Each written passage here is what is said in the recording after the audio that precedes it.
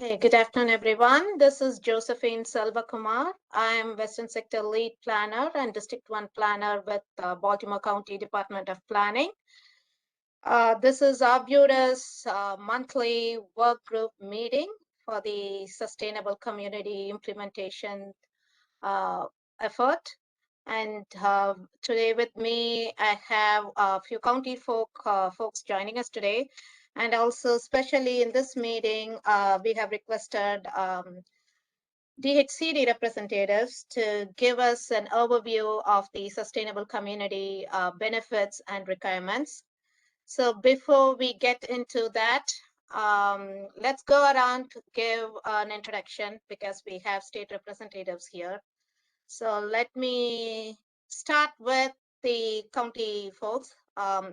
You all know me. I just introduced myself, so I'll turn it over to Amy. I'm Amy Mante. I'm Deputy Director for the Department of Planning. Gane. Trying to unmute. Hi, my name is Ngone Job. I'm the Division Chief for Community Planning. Thank you. Let's go around the work group, do our introduction, and then I can turn it over to the state representatives. They can introduce themselves, and they have a presentation. They're going to give us an overview of the resources, and it's a good thing. We have talked about this, but then it is good for us to know clearly what the resources are and what are the potential fundable activities, because now that the work group has identified some projects, it's good to have state on board and you can ask your questions directly to them. So let's go ahead with the work group, do your introduction, and then we can turn it over to the state. I can go over, call the name as I'm seeing here in my participants list.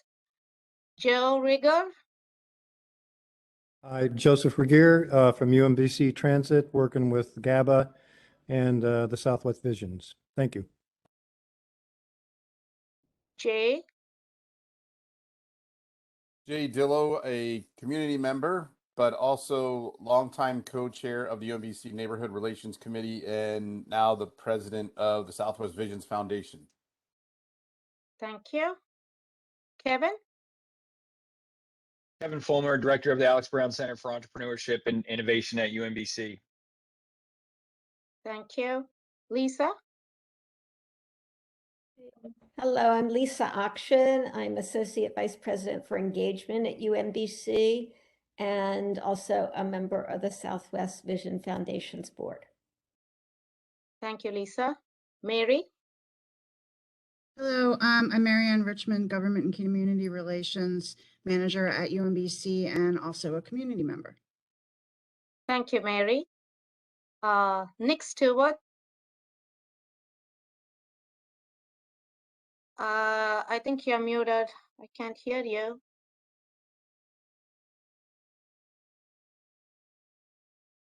Nick?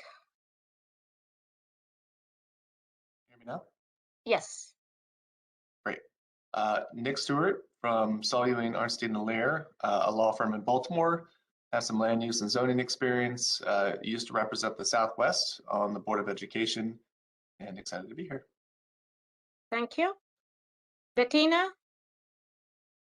Hi, good afternoon. Bettina Tebow. I'm currently the Executive Director of the Greater Arbutus Business Association. I am past president of Southwest Visions Foundation and a longtime Arbutus area resident. Thanks, Bettina. Carolyn? Hi, Carolyn Anthon. I'm an Arbutus resident. I am also on the Southwest Visions Foundation's board, and I have background in environmental science and policy. Thank you. Mark? Hi, I'm Mark Fletcher with Whalen Properties. Excuse me. We are the developer of Arbutus Station and looking to invest and put a nice project together for the entire area of Arbutus. Thanks, Mark. Paula?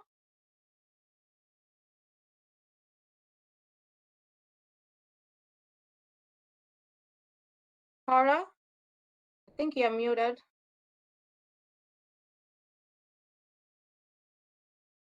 Hi, I'm Paula Wolf I'm Arbutus resident for the Southwest Visions Foundation. Thanks, Paula. Lorraine, you can introduce, I know you're not part of the work group, but still, you can introduce yourself. Well, thank you very much. I'm Lorraine Harrison. I'm just an interested bystander hoping to learn more about potentially being a member of the Arbutus community. Thank you. Thanks, Lorraine. I think I got everyone. I would now like to turn it over to State.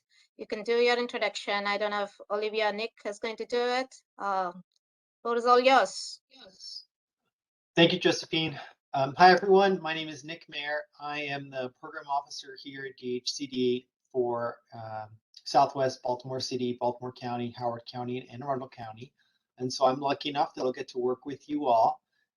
Here at DHCD, we have a number of grant programs that are funded annually to support community development projects. And when those projects are in this region, I'm the point person for everything from applying through closing out a successful award. So I have had the good luck of meeting Joseph and Marianne already during a visit to Arbutus, but I'm really excited to meet the rest of you and to talk a bit today about what you can do with our programs.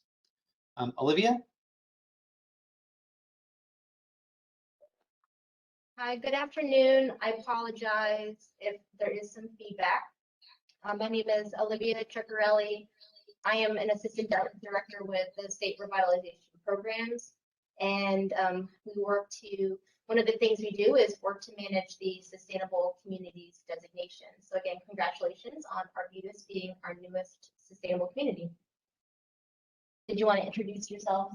Hi, everyone. I'm Sophie Potsker. I'm one of the graduate assistants here at DHCD.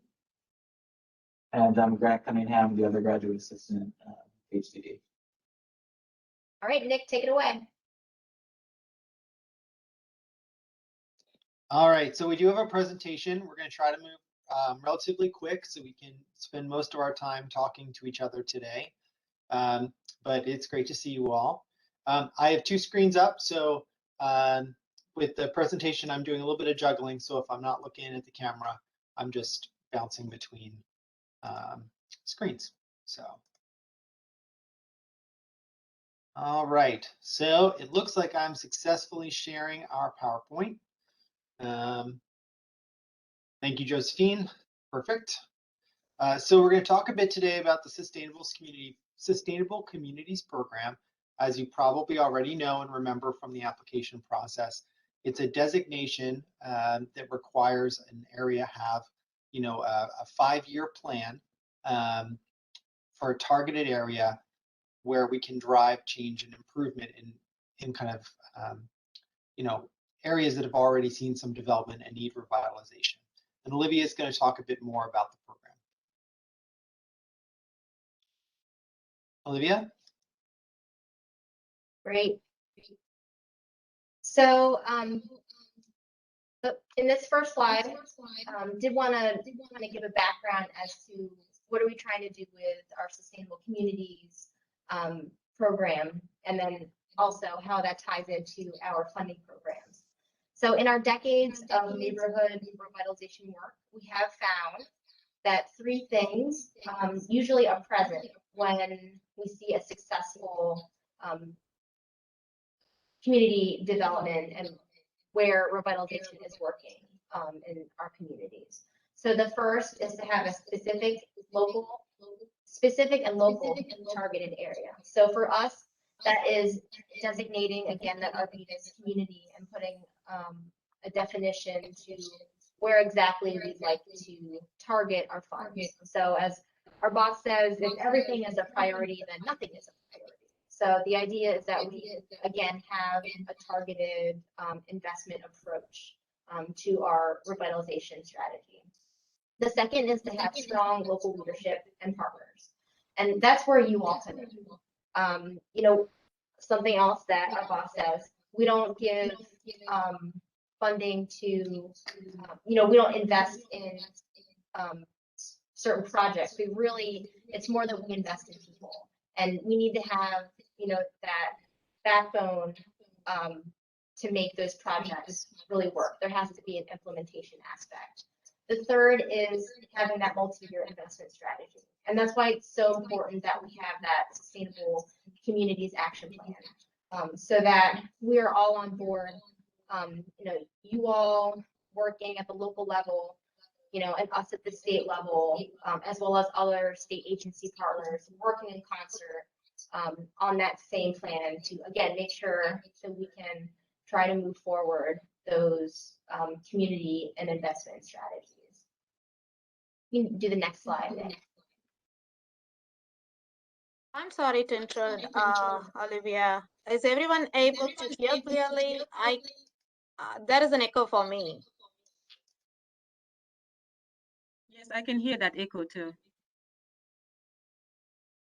All right, I'm going to mute myself while Olivia is presenting, and hopefully that'll address the issue. I think you got it, Nick. Thank you. Thank you. Okay, I'll talk more slowly. And I'll move through the slides quickly. It's clear. We can hear it clear now. Okay, great. So as you are all familiar with the Sustainable Communities Plan, we look at 6 subject areas, and the totality of them for us creates the sustainable community. And that includes the environment, the economy, transportation, housing, community health and quality of life, and also local planning and staffing capacity. So all of those elements should be present, again, for us to have that comprehensive investment plan for the community. Next slide, Nick.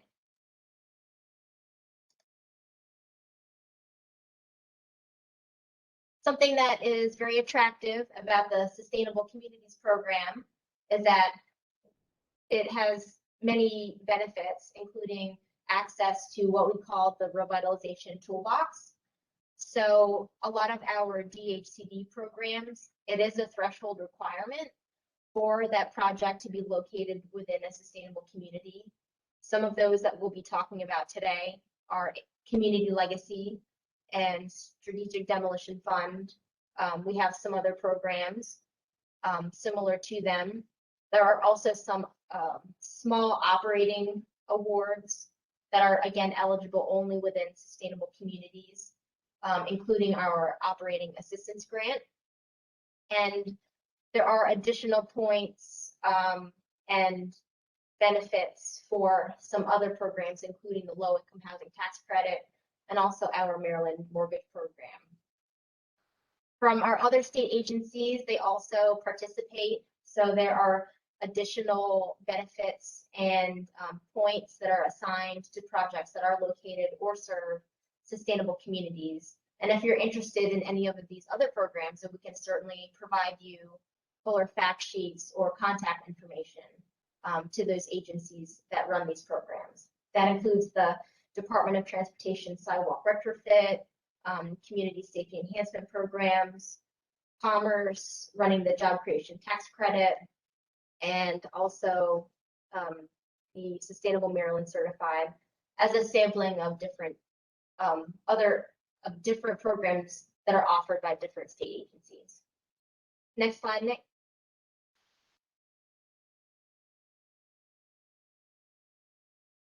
So as you know, we are represented across the state. We now have 123 communities. Again, Arbutus being our most recent. Next slide, Nick.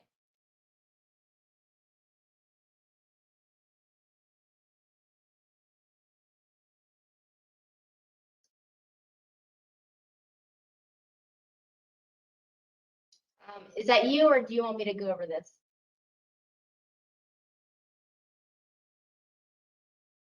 All right, Olivia, I'm going to take back over here.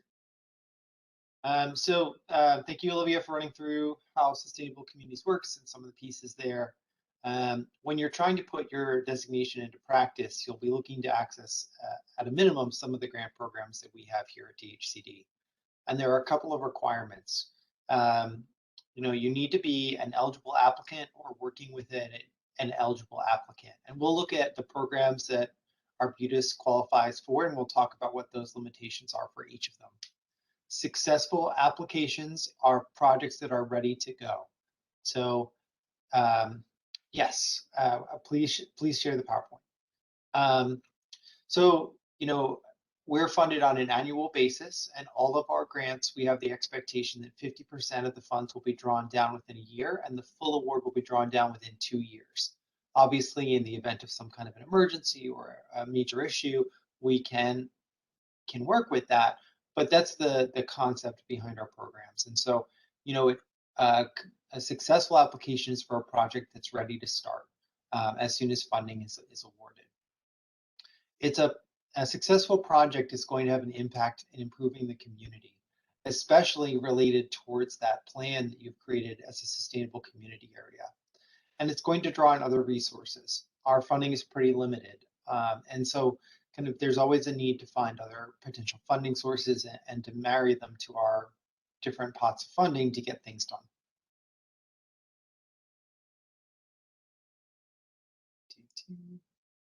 So the first program I want to talk about with you today is Community Legacy. Community Legacy is, as our supervisor would say, the Swiss Army knife of our programs. It can do almost anything involving capital work. So everything from pre-development work like infrastructure, through building a new building, demolishing a building, acquiring property, all of those things, anything that involves capital, construction, those pieces can be funded with Community Legacy. Because it is very flexible, it's been used in sustainable community areas across the county and across the state over the last, I guess I should know when it was created, but it's been at least 15 years. It's been here much longer than I have. I only joined the department in 2017. So Community Legacy is one of the programs that Arbutus is eligible for, and it can do, all sorts of different projects, as we'll see in some of the examples. The next program is the Statewide Demolition Fund. Now, contrary to the name, the Strategic Demolition Fund, SDF, is not just limited to demolition, but can fund any pre-development work. So these are things like demolition, site acquisition, site development, public infrastructure improvements, construction level design, and stabilization of vacant properties. It cannot pay for renovation work or for new construction, but if you're teeing up a development project, the Strategic Demolition Fund is there for you. We've seen this used on community centers, on larger development projects, and it's another program that Arbutus is eligible for. For Community Legacy and for the Strategic Demolition Fund, the applicant has to be either the local government, so in this case the county, or a nonprofit community development organization. The Southwest Visions Foundation is most likely eligible. We'll need to confirm that with the Office of the Attorney General, and I'll need the Articles of Incorporation and the bylaws just to confirm that it's eligible as an entity. But either Southwest Visions Partnership, another community development corporation, if there is one, and the county are all eligible either for Community Legacy or the Statewide Demolition Fund. The last program that I want to make sure to talk about with you today is the SEED program.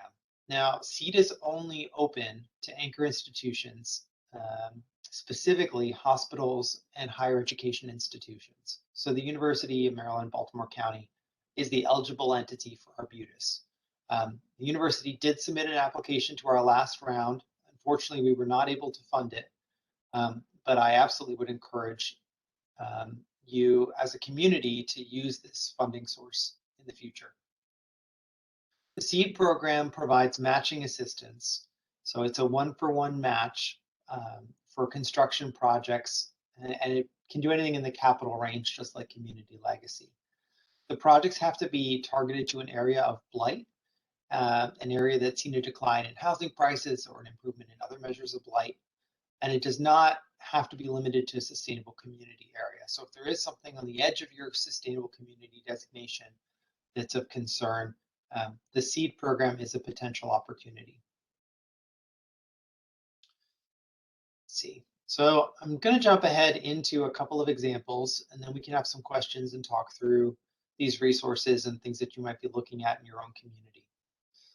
The town of Port Deposit used a community legacy award of $150,000 to turn a historic gas house into a visitor center and a research center for the northern map turtle. And you can see in the photos before and after. This is a good example of how community legacy funds can be used on historic properties. If you have any properties in Arbutus that really come to mind, is the potential for that kind of a work. The city of Hyattsville has used our community legacy program to support commercial facade improvement programs. So every community runs their facade improvement program differently, but this is by far the most common type of program that the department funds with our different grants. Facade improvement programs typically support small business owners with making improvements to things like their windows, awnings, new signage, lights, things like that that improve the exterior and the front of their business. And when applied over time across a commercial, a main commercial drive, you can see these kinds of changes really combine and build up.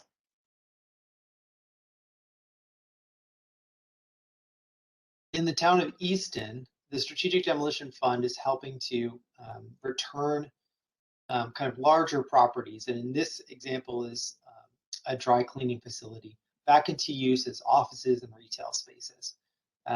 This is just one of the properties in that community that's used our funding over the years. And you can see here kind of the conversion from the vacant property on the bottom right into this office space.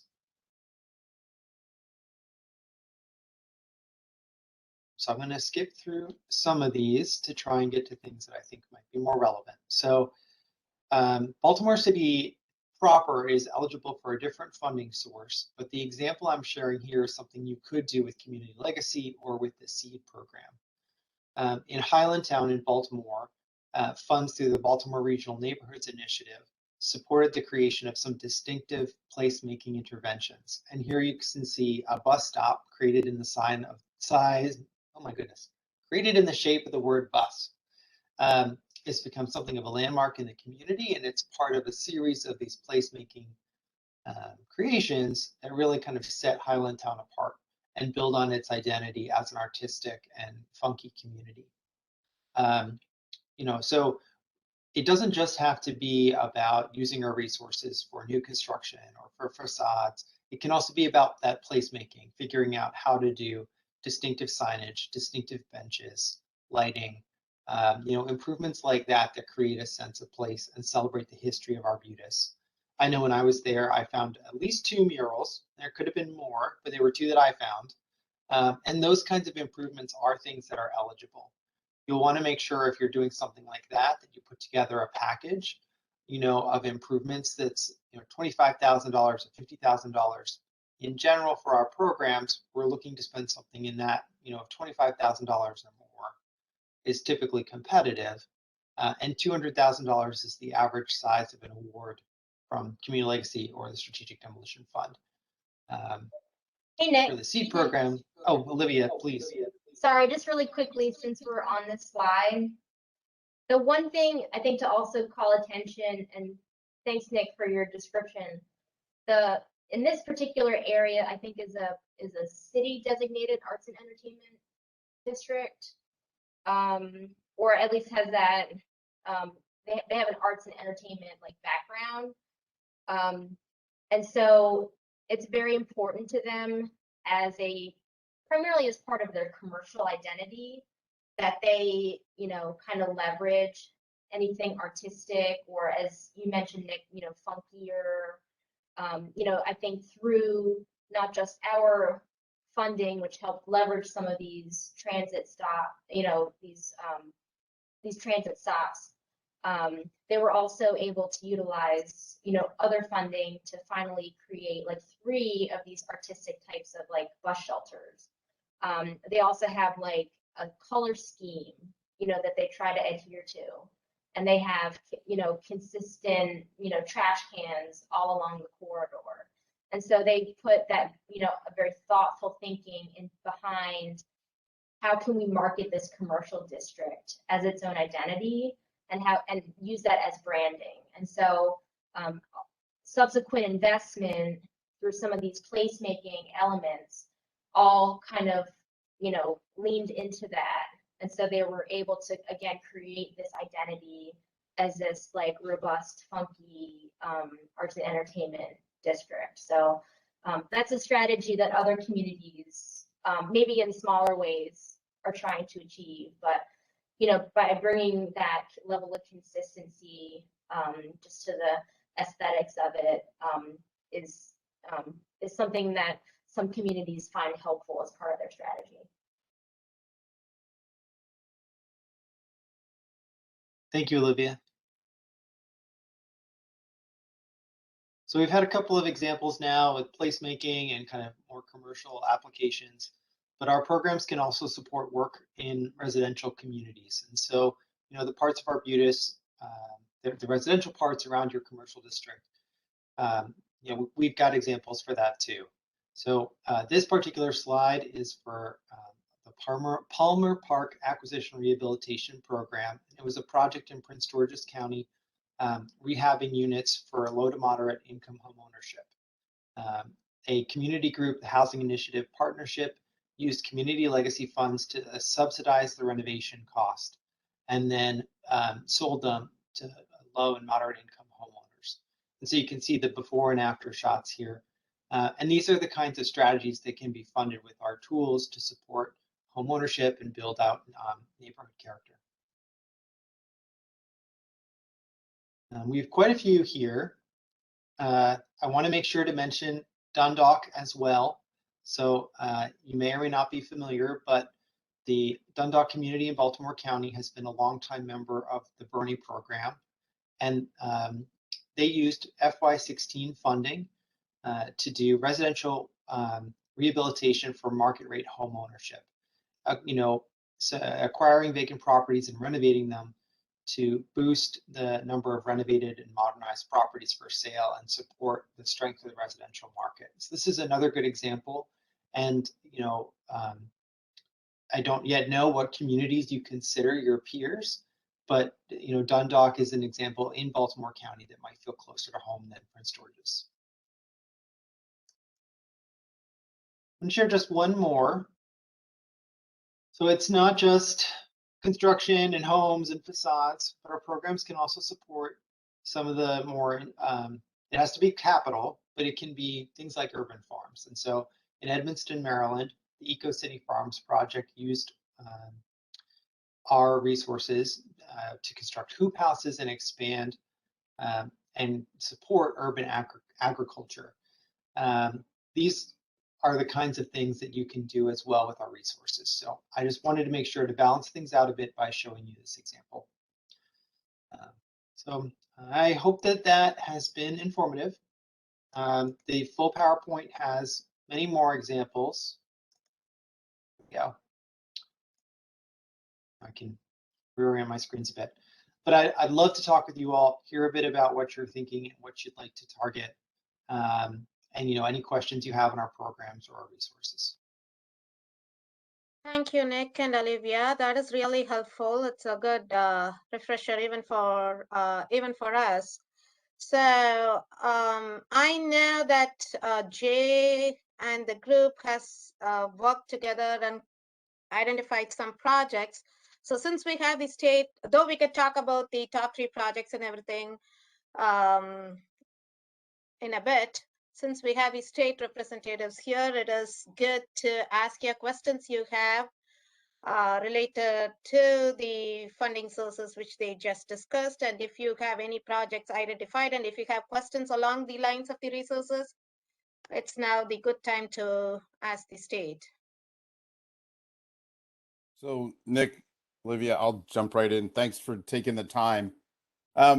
So one of the big questions I have, because obviously we could do with this was each one of the grants, but having written many a grant in my prior career, where do we go to find out like eligibility requirements and all these other types of details, like what the cycle is? Is it, you know, quarterly, once a year?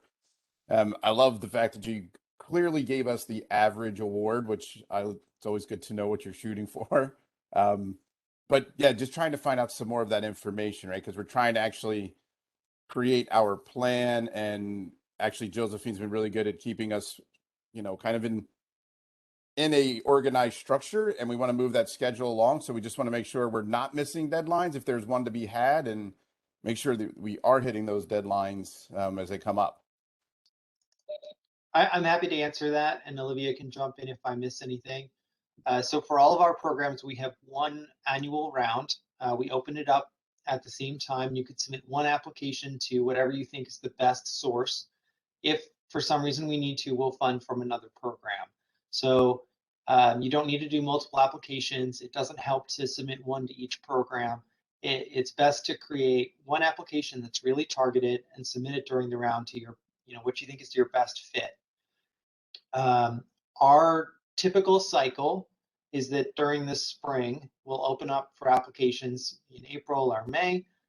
There'll be about a 6-week window to complete the applications. They're reviewed over the summer. Decisions are announced in the late fall.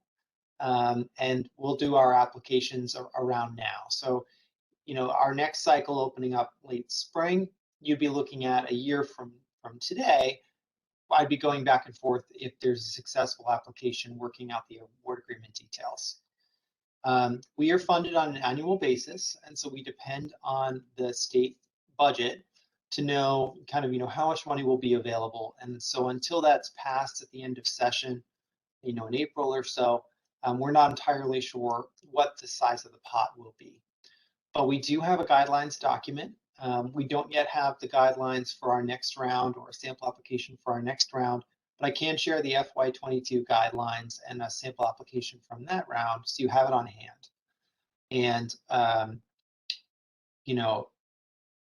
I won't say that I think we'd like to believe it's an easy application. I'm not sure that we can really make that promise, but if you can explain clearly, what you're looking to do, what you need to do it, and you have a project that's ready to go, we're not going to trip you up over a small technicality. And the review teams make a real effort to get behind the application and see, okay, is this a viable project? Can we visit the site? Can we talk things out? It's not uncommon for us to make partial awards. We have very competitive application rounds, and so we're not always able to make the award that you request.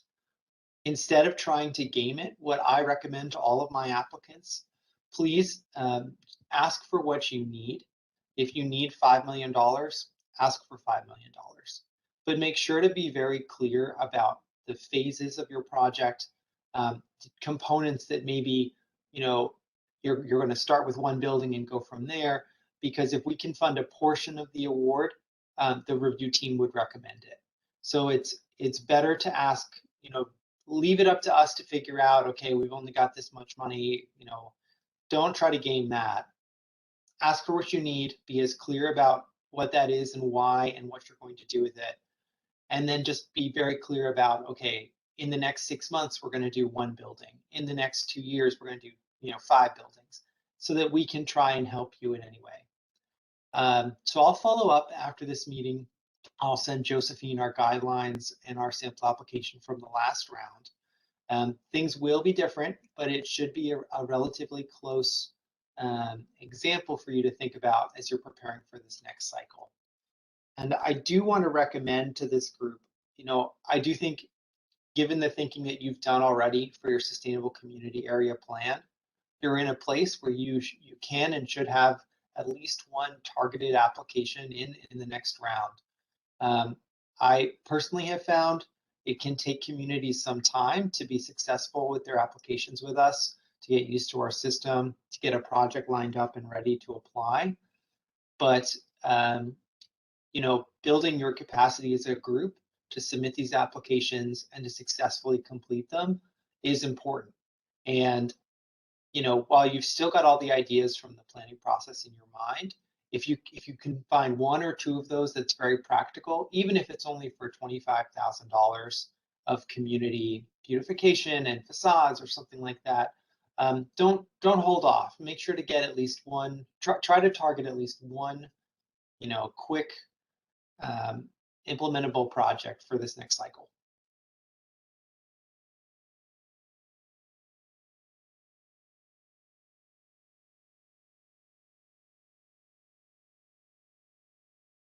Hello, this is Regier here, Joe, UMBC Transit. So this is this question is kind of like how far afield could one go with a request? You sound like the door's sort of wide open. I just put forward a request from the university. They asked for a long-range plan for electrification of the bus fleet.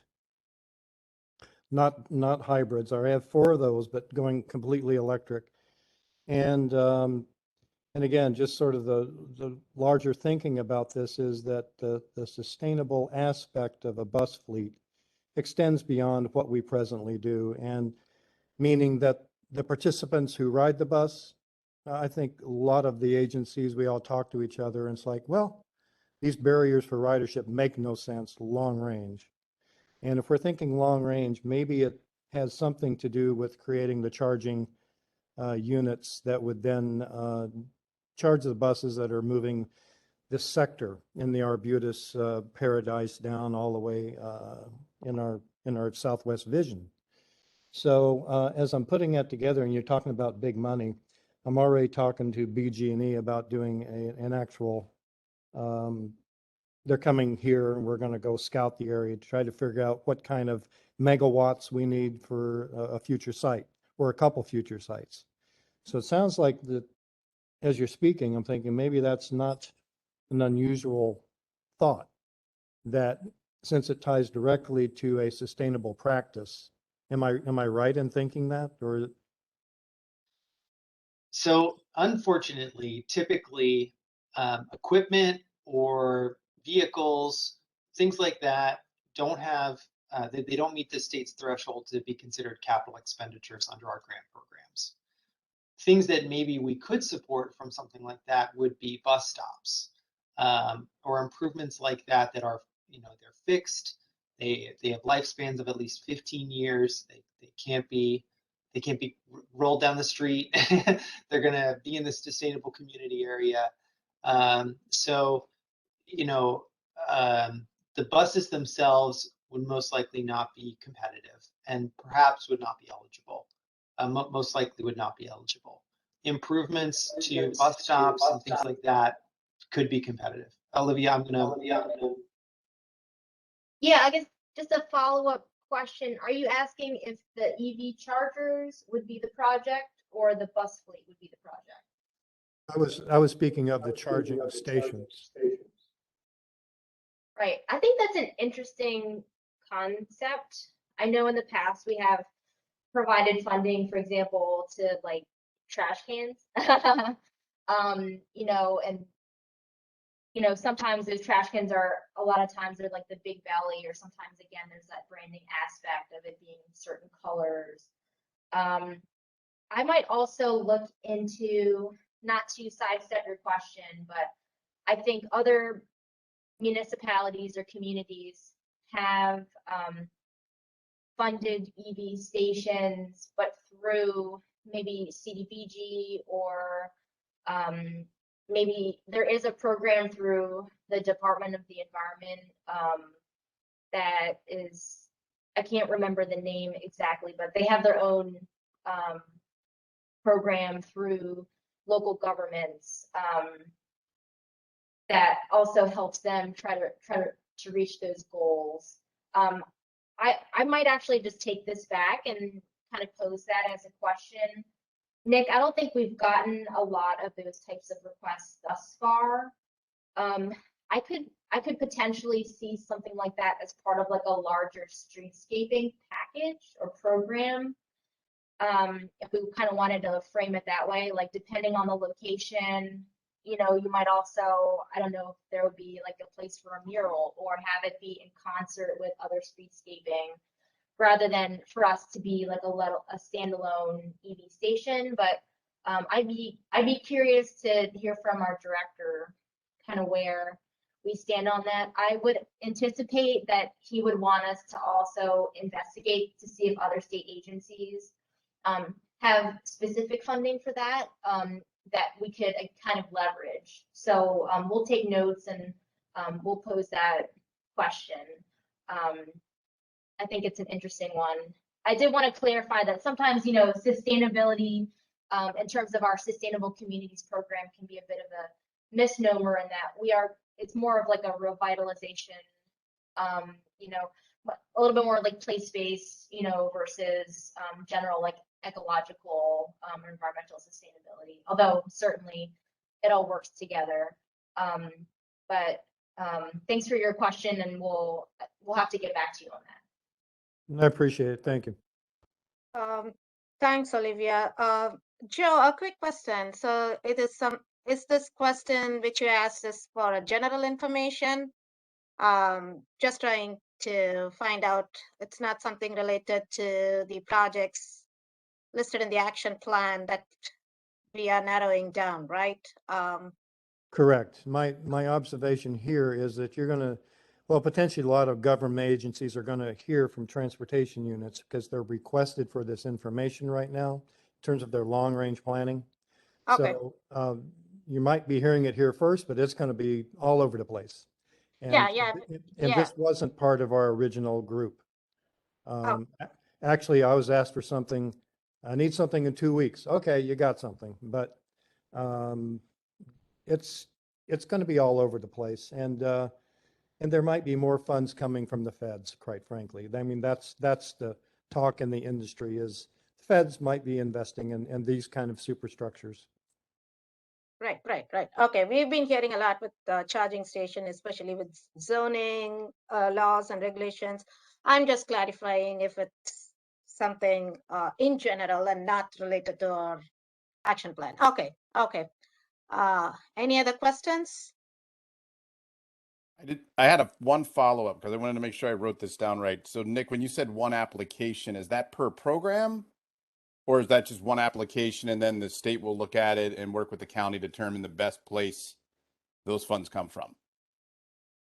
All right, great question. So you'll want to do one application per project. So how you define project is up to you, you know, but we would consider, you know, if you do a facade program that's going to do 5 facades, we would consider that one project, do one application, not 5 applications, one for each facade. If you're going to do the Okamoka expansion, that would be one project. It's better to do the facade program and Okamoka as separate applications than to do one omnibus application, you know, where you've got 4 different things in there. And it's hard then at that point as a review member to figure out, okay, if we don't have funding, how do we fund something? So you want to make sure that each project, you're sending in an application to whichever program you think is the best fit. So, and I'm available to you for technical assistance throughout the process. So you can always say, hey, is this a better strategic demolition fund project? Or is it a better community legacy program? Is it better with seed? You can send those kinds of questions to me and I can help you. But what I try to discourage, you know, we have applicants who, you know, they mean very well, but they'll send in an application, one application for the same project to each funding source. And it's not helpful for us and it doesn't change your odds. So save yourself the work. Just do one per project. Got it. Thanks.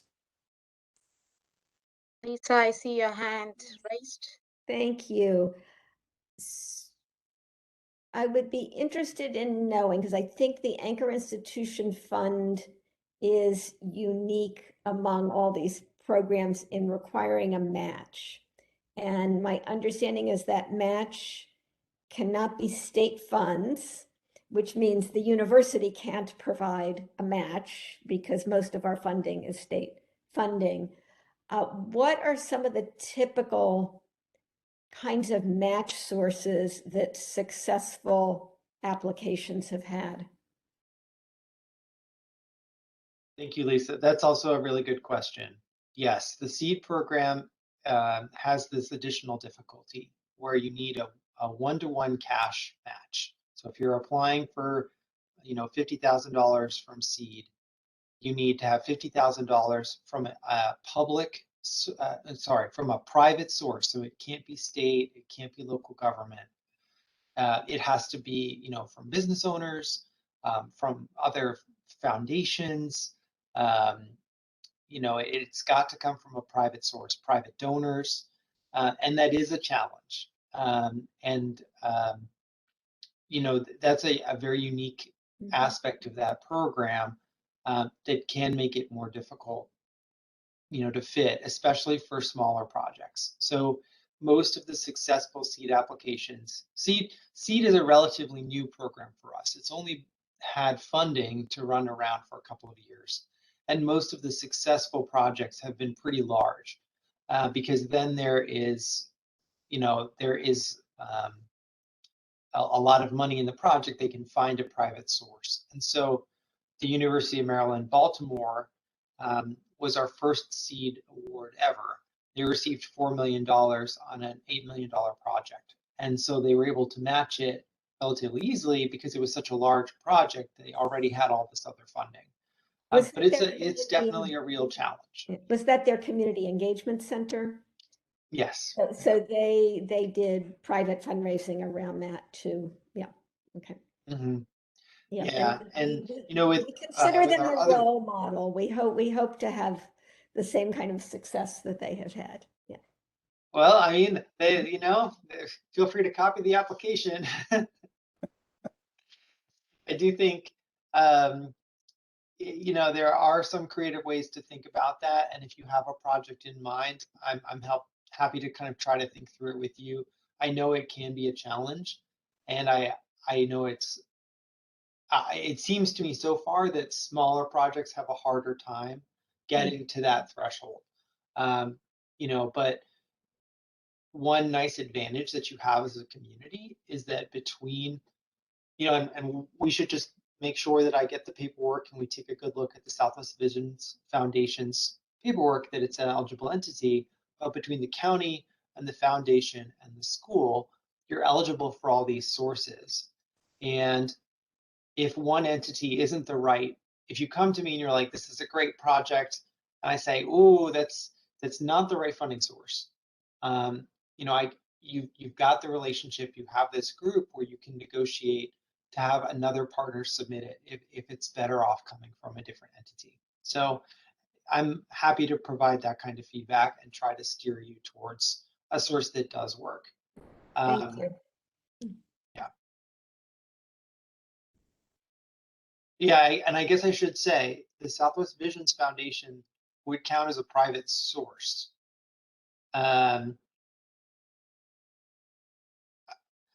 We aren't looking 3 or 4 levels down when we're looking at that match. So I don't know the funding source of the foundation. Maybe the foundation is just funded by the university, and I don't know. But if the foundation is running a project, the university could match that project, and I would have to look at the evidence, but it's very likely that that would be considered a private match. So. Nick, really quick follow up on that one. Can it be non-cash? Unfortunately not. At this point, it has to be cash. Cash match on it? Okay. Yeah. But there could be ways to take something you would consider in kind. Yes. And maybe figure out where the funding came from for that in kind contribution and count that. Yeah. Jay, do you have any particular projects that you want to discuss to see what funding source would be eligible?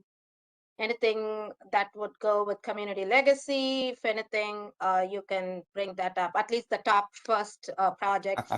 Leave the Veterans Memorial. I'm following up with DPWT. We will follow up with Yep, that. sure. Is there any other project? Well, there's so one of the things we did, just so Nick, you're aware, the Southwest Visions team, as part of our work, we actually took a bunch of projects and then we kind of had everybody rate them on achievability and, you know, the importance of the project. And putting that Veterans Memorial piece aside, Josephine, we'll stick that one on the side because we're working really hard to get that done sooner rather than later. We really got down to a couple. So one of the big ones the group talked about was the walkability of East Drive and doing some of those kind of quick hitting improvements that we could do. East Drive is the main business corridor. It's where Bettina has her GABA office. It's where everybody comes, you know, Little League games are over, everybody flocks for pizza. You know, it's that kind of place and environment. It's where the UMBC students in Okamoka come. It's where Kevin and I ran into each other yesterday for coffee. So that's one. One of the other ones is kind of what we've been working on for years, and I think this falls into that longer term, which is those Shelbourne Road improvements. We have a pretty heavily traveled pedestrian road that is also heavily traveled by cars and buses, and it's just not a good scene, and it needs some improvements to improve safety. UMBC is actually creating a plan right now to do a path. The county, according to Mandy from the county's community outreach office last night, the county's going to do some crosswalks, but there's still a lot of work to be done. So that's another one. And then the other piece is we feel like could be, like, to your point, Nick, some of these quick hits is just doing some of that facade and signage type improvement to the business corridor that we have that quite honestly is an aging corridor. And we have some owners who have planned accordingly, and we have others who haven't. And it's, how do we go about doing that? I'm working with a young couple right now who actually is getting ready to convert a residential property into a commercial salon, and it's right on East Drive. And we're trying to find different ways to support folks like that are coming in to do these great projects, but you know, they're young business owners, they're just getting started, and they need some support and some assistance. So those are kind of the big three. Trust me, we have a laundry list. We've been at this for a couple of years making our list, so we've got a big one. But those are a big three.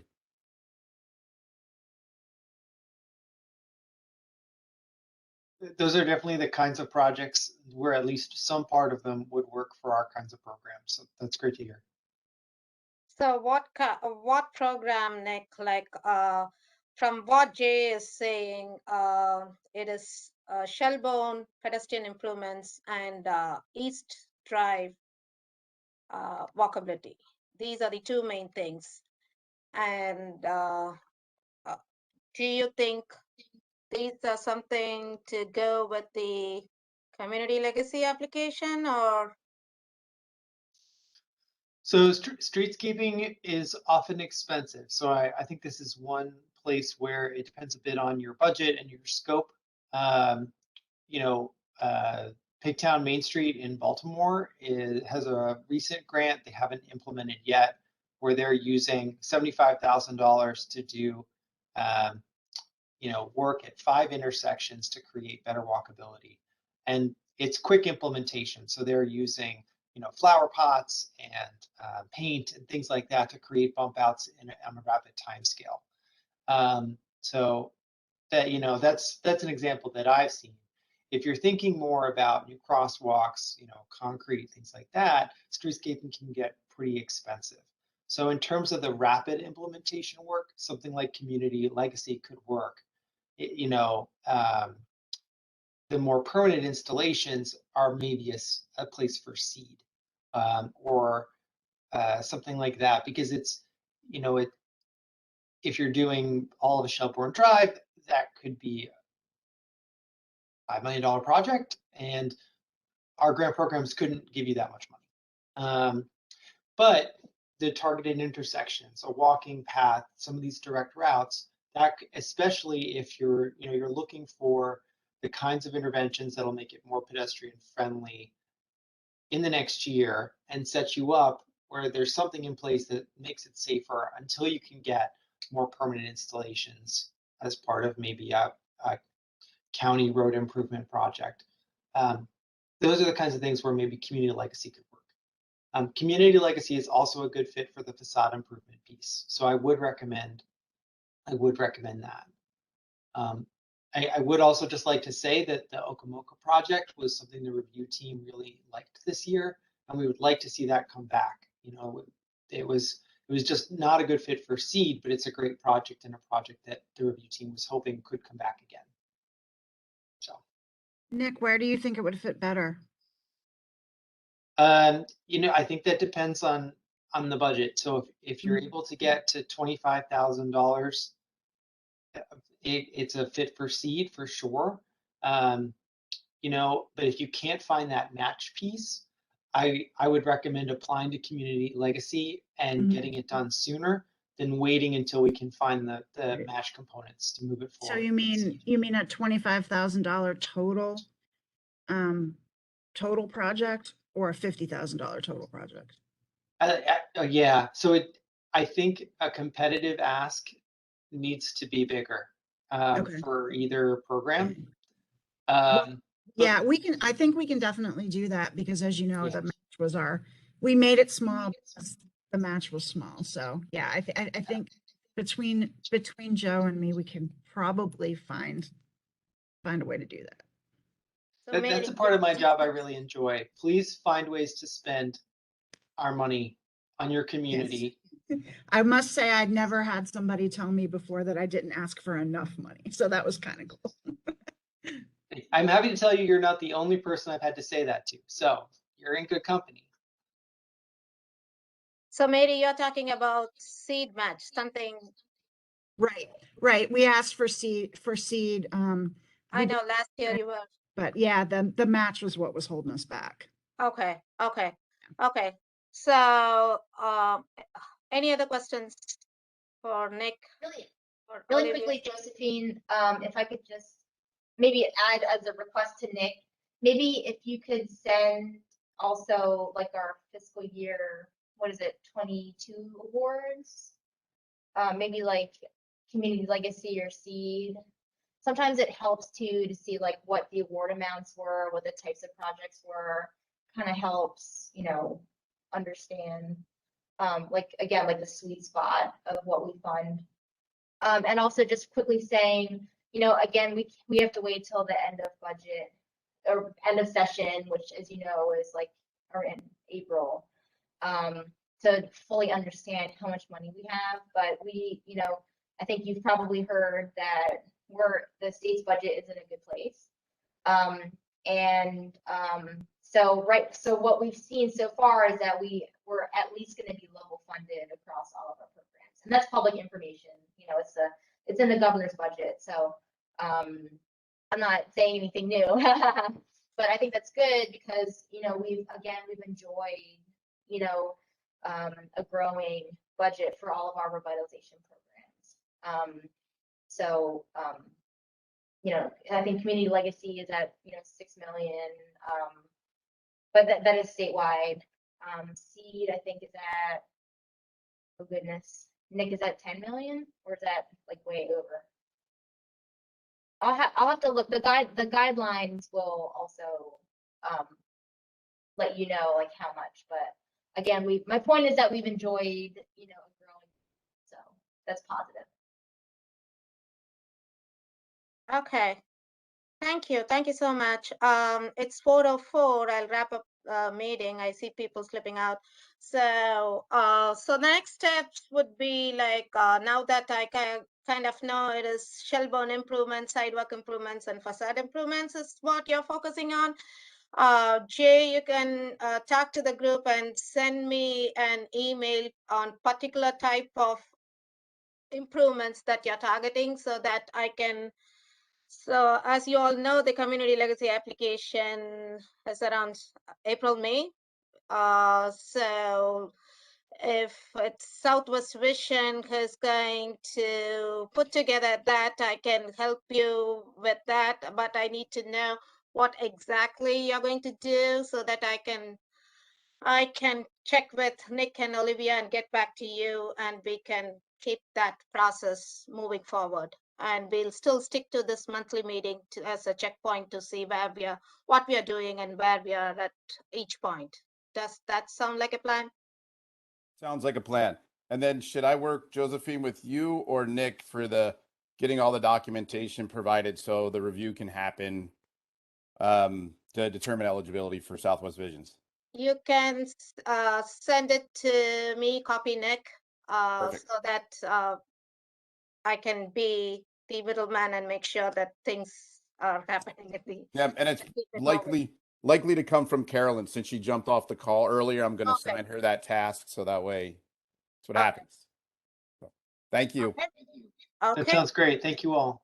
Thank you so much for joining the call, and I also thank the state for taking the time to join us today and giving us the wonderful presentation. Thank you, everyone. Thank you. Thanks all. Thank you, everybody. Take care now.